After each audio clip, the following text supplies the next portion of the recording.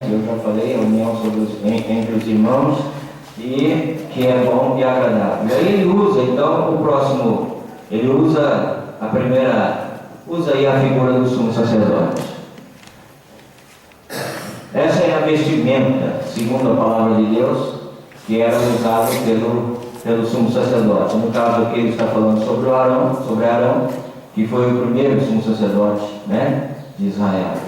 E nós vemos então aí a figura do sumo sacerdote. Ele tinha aí essa era a vestimenta do sumo sacerdote. Então quando Davi estava expressando, falando dessa forma, o povo já tinha na sua mente o sumo sacerdote. Ele já tinha na sua mente o óleo sendo derramado sobre a cabeça e o que significava, o que acontecia na verdade com esse óleo. E nós percebemos então que ali, quando ele lançava o óleo sobre a cabeça do sumo sacerdote, esse óleo, que era realmente obra de perfumista, era algo precioso, que exalava um perfume muito gostoso, muito precioso, muito agradável. Ele derramava sobre a cabeça do sumo sacerdote, e por se tratar de um óleo, este óleo descia sobre a barba. E aí nós vemos que ele não parava na barba e ele continuava descendo até a orla das suas vestes, e em outra tradução fala sobre a gola. A gola. Nós vemos ali que no peitoral do sumo sacerdote, se você olhar para a palavra de Deus, você vai ver que ele usava um colar, tipo um colar. E nesse colar havia 12 pedras, que significavam, na verdade, as 12 tribos de Israel. Então este óleo que era, na verdade, o óleo da unção, o óleo de bênção, ele era derramado sobre a cabeça de Arão, e ele descia para a barba de Arão, e descia para as vestes de Arão, e este óleo derramado também sobre este colar, que ele usava sobre os seus peitos, abençoando assim, na maneira deles pensarem, também as 12 tribos, que estavam ali representadas por 12 pedras, cada uma das pedras com a inicial do nome das tribos. Então, o óleo lançado de cima, que desce para baixo e desce também para as 12 tribos. Depois nós olhamos também ele falando, usando um outro exemplo para poder expressar aquilo que ele estava querendo dizer, para mostrar que realmente a união é algo precioso aos olhos do Senhor, que a união é algo agradável, que ela traz bênçãos. Ele usa também um outro exemplo, que é o Monte Hermon. Está limpo, Essa é uma foto do Monte Hermon, uma foto real do Monte Hermon. E ele fala assim: como o orvalho do Hermon que desce sobre os montes de Sião, porque ali o Senhor ordena a bênção e fica para sempre. O orvalho do Hermon. Então nós temos aí o Monte Hermon. O Monte Hermon, ele tem mais ou menos 2.814 metros de altitude. O pico do Monte Hermon é aquilo que vocês estão vendo. Ele é constantemente coberto por neve, exatamente devido à sua altura, Constantemente ele está com neve em cima. As terras em redor são terras, na maioria delas, terras secas, que sofrem talvez que sofreriam pela falta de água, se não fosse o Monte Hermon. Então essa neve que está aí no pico do Monte Hermon, ela derrete, E aí ele faz menção do orvalho do Hermon, que rega todas as terras em redor.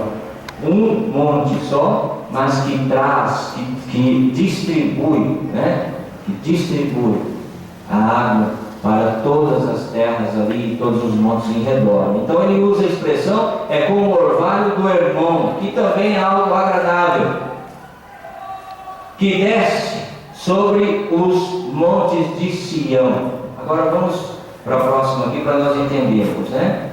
Aqui nesse próximo slide, nós temos aí, esperar o computador, nós temos aí um mapa da Palestina. Se você olhar na sua Bíblia, provavelmente tem isso também, ou em casa, se você quiser dar uma olhada. E aí nós temos então as 12 tribos, a divisão das 12 tribos na ocasião, né? Nessa ocasião que Davi está escrevendo. Então a divisão das 12 tribos.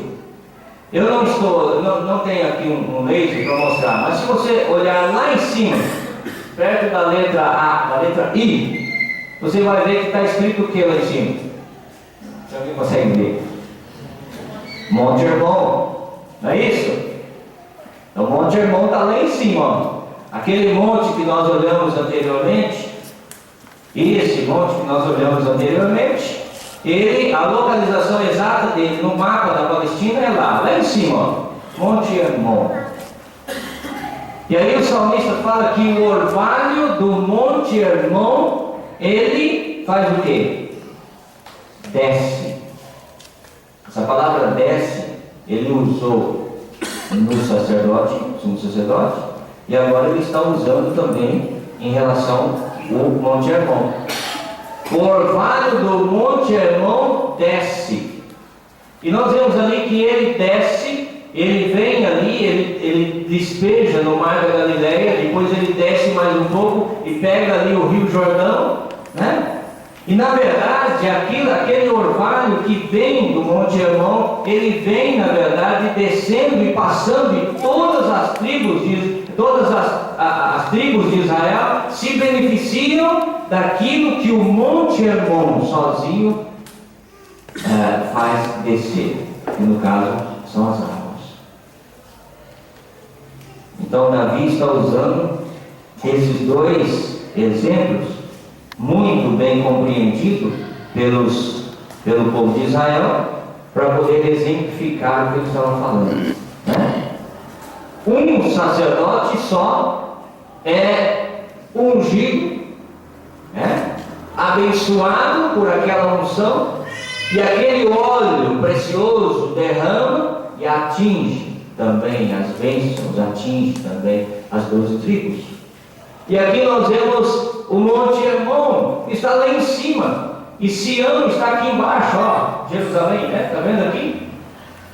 E nós vemos então que ele vem lá de cima, do Monte Hermon, e ele vem descendo. E todas as tribos se beneficiam daquilo que o Monte Hermon despeja. Não é essa palavra que eu queria dizer, não. Mas todos eles beneficiam. A união do monte com todos os outros montes, né? Se dispondo realmente a repartir aquilo que ele tem de precioso. E Arão, o sacerdote, sendo abençoado, dividindo também esta bênção com todas as tribos de Israel. E aí, no final do versículo 3, ele diz que desce sobre os montes de Sião, porque ali o Senhor ordena a bênção e a vida para sempre.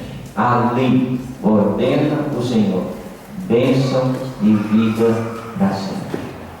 Ali onde há a união, né?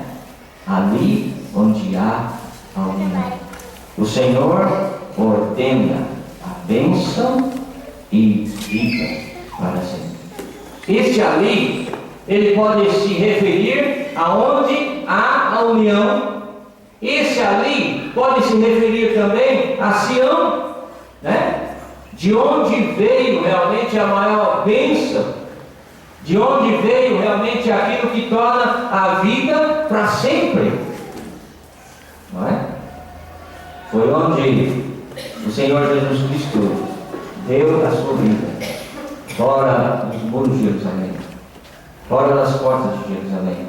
O Senhor Jesus Cristo, o Filho de Deus, um único homem, morreu ali na cruz do Calvário e derramou realmente bênção e vida para sempre, para todos aqueles que se quiserem valer-se disso, chegando-se a Ele e reconhecendo-o como Salvador. Mas aqui nós estamos pensando na união, a união entre os irmãos, como nós falamos no começo. O salmista está falando disso, está falando sobre a união entre os irmãos. Que essa união é boa, que essa união é agradável, porque onde ela está, onde ela acontece, onde ela está presente, há bênção e há vida para sempre. É algo que alegra realmente o coração de Deus, é algo que alegra o coração de Deus, a união entre os irmãos. Depois nós temos a segunda palavra, daquele degrau que nós olhamos, comunhão. E nós vamos perceber que essas três palavras, essas três ações, elas estão interligadas. Não é possível que uma exista sem a outra. Não é possível que uma exista sem a outra. Então, se foi importante olhar para a união e considerar a união, vai ser importante também olhar para a comunhão e considerar a comunhão, porque essa é a vontade de Deus. E sabe, tudo aquilo que aconteceu no começo, aquele prazer, aquela satisfação, aquela disposição em abraçar os irmãos, em desejar-lhes um bom dia, desejar-lhes uma boa tarde, tudo isso vai continuar acontecendo. O que torna isso possível de acontecer é realmente a união. Mas a união não acontece sem a comunhão. Se não houver comunhão, é quase que impossível a união. Na verdade, todos nós somos unidos, e isso é uma ação do Espírito Santo. Nós somos unidos em um só corpo, uma ação do Espírito Santo. Mas agora a comunhão entre estes só vai ser possível se houver da parte destes a disposição realmente em manter a comunhão. Então nós temos aí então a segunda parte, comunhão. Se nós tivéssemos que dar uma definição para a palavra comunhão, nós podíamos dizer o seguinte, que a comunhão é uma relação pessoal que os cristãos gozam com Deus e uns com os outros em virtude de serem unidos a Jesus Cristo. Relação estabelecida pelo Espírito Santo. Então, já falei sobre isso, mas eu quero chamar a atenção para isso. A relação pessoal que os cristãos gozam com Deus e uns com os outros em virtude de serem unidos a Jesus Cristo. Nós éramos pessoas perdidas, condenadas a uma vida distante de Deus, uma vida de eterno sofrimento. Mas Deus, na sua infinita graça, Ele enviou o Senhor Jesus Cristo para que Ele morresse ali na cruz do Calvário em nosso lugar. E a todos aqueles que creram no Senhor Jesus Cristo como Salvador, Deus deu o poder de serem feitos filhos de Deus. Então, se eu sou filho de Deus, o nosso irmão Severo é um filho de Deus, nosso irmão Adir é um filho de Deus, naturalmente, eu e nosso irmão Severo, nosso irmão Adir, somos irmãos. Não é? Porque somos filhos de um mesmo Pai. Somos irmãos. Não é isso? Então a comunhão, na verdade, é uma relação pessoal que cada um daqueles que tornaram-se cristãos, servos do Senhor Jesus Cristo e que se tornaram irmãos, é a relação que eles gozam com Deus e uns com os outros. Isso é comunhão,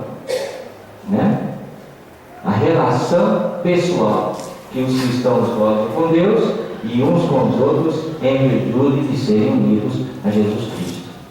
Vamos abrir as nossas Bíblias agora para Efésios capítulo 4, verso 1 ao 6. E nós vamos ver qual é a vontade de Deus em relação a essa comunhão. Efésios capítulo 4. Se você tiver com sono, levanta, vai lá, molhe o seu rosto, para que você possa aproveitar o ensino da palavra, né? Efésios capítulo 4, verso 1 a 6. Diz assim a palavra de Deus: rogo-vos, pois, eu, quem está falando é Paulo, né? O preso do Senhor, que andeis como é digno da vocação com que fostes chamados, com toda humildade e mansidão, com longanimidade, suportando-vos uns aos outros em amor, procurando guardar a unidade do Espírito pelo vínculo da paz. Versículo 4. Há um só corpo e um só Espírito, como também fostes chamados em uma só esperança da vossa vocação. Um só Senhor, uma só fé, um só batismo, um só Deus e Pai de todos, o qual é sobre todos e por todos e em todos. Então, onde nós encontramos aqui a união, onde nós encontramos aqui a comunhão. Versículo 3, versículo 1: andeis como é digno da vocação com que fostes chamados. Depois no versículo 2: com toda humildade e mansidão, suportando-vos uns aos outros em amor. Versículo 3: procurando guardar a unidade do Espírito. E depois, versículo 4: há um só corpo e um só Espírito, como também fostes chamados em uma só esperança da vossa vocação.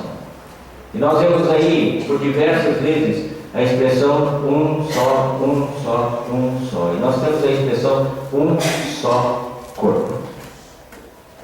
Todos aqueles que creram no Senhor Jesus Cristo como Salvador foram introduzidos no corpo místico do Senhor Jesus Cristo, no corpo cuja cabeça é o Senhor Jesus Cristo.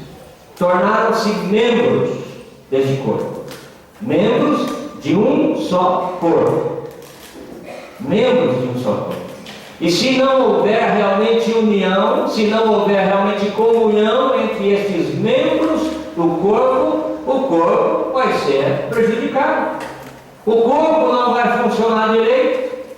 E nós temos isso, nós não temos tempo para olhar isso, mas nós temos isso dentro da palavra de Deus muito bem exemplificado.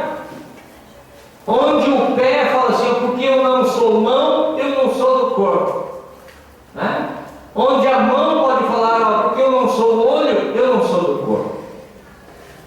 E ali nós temos um ensino mostrando que as coisas não são assim, né? O corpo vai funcionar bem mediante a justa cooperação de todos os membros. Mas como vai ser possível essa cooperação se não houver comunhão entre os membros do corpo? Como vai ser possível? João capítulo 17.